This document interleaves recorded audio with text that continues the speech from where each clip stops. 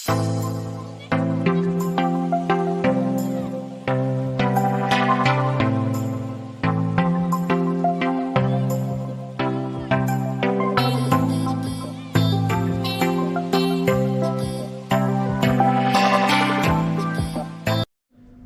ko lang ngayon dito sa trabaho, guys.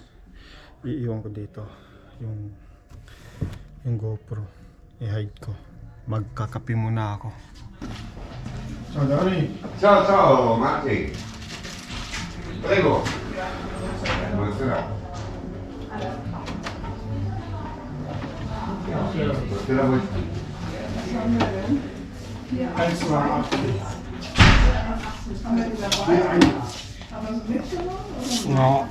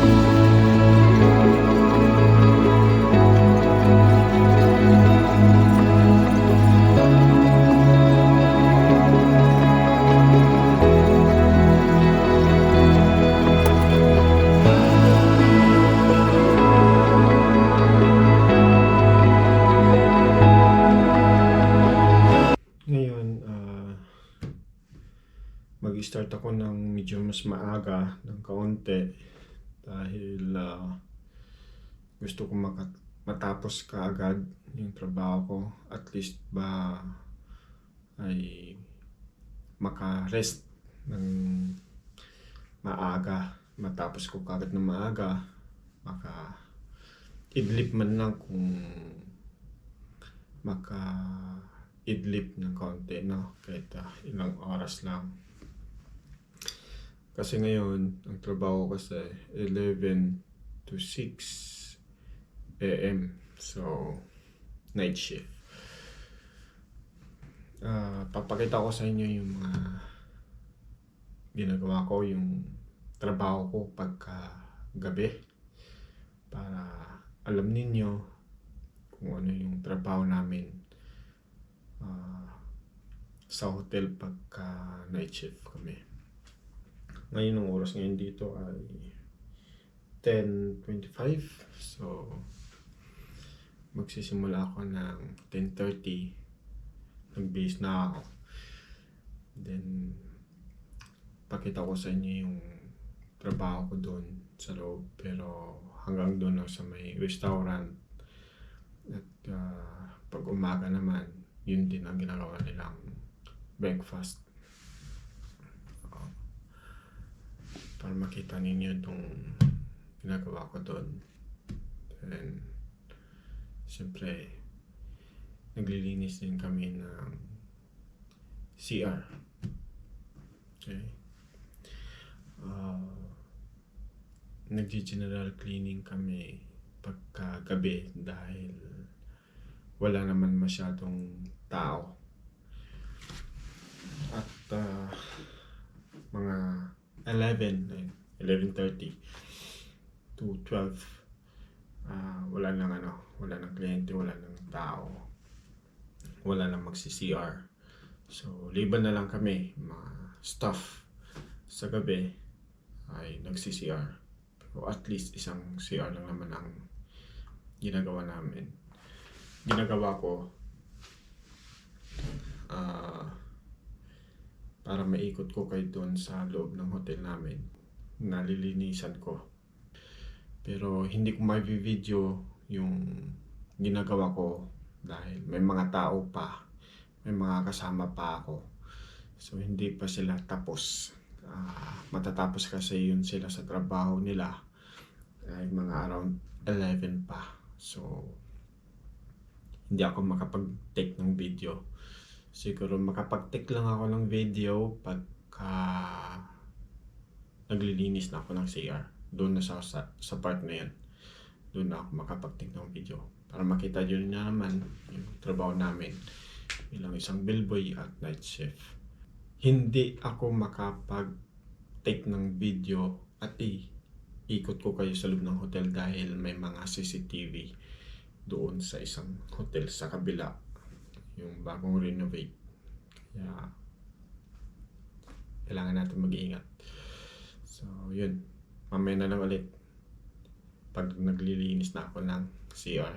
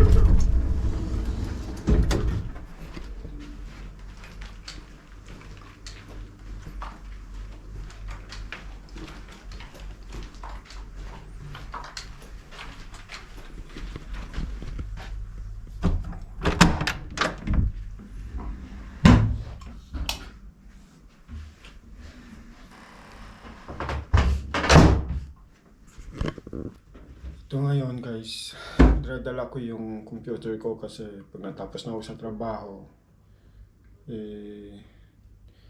ito, magpapahinga na lang. Then,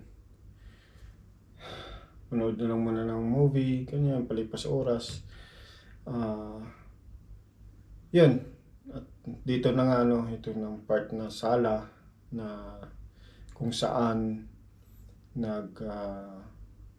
nagbe-breakfast at nakita nyo naman yung pintuan na yan yung entrance papasok sa sala at medyo malaki-laki, nakita nyo naman.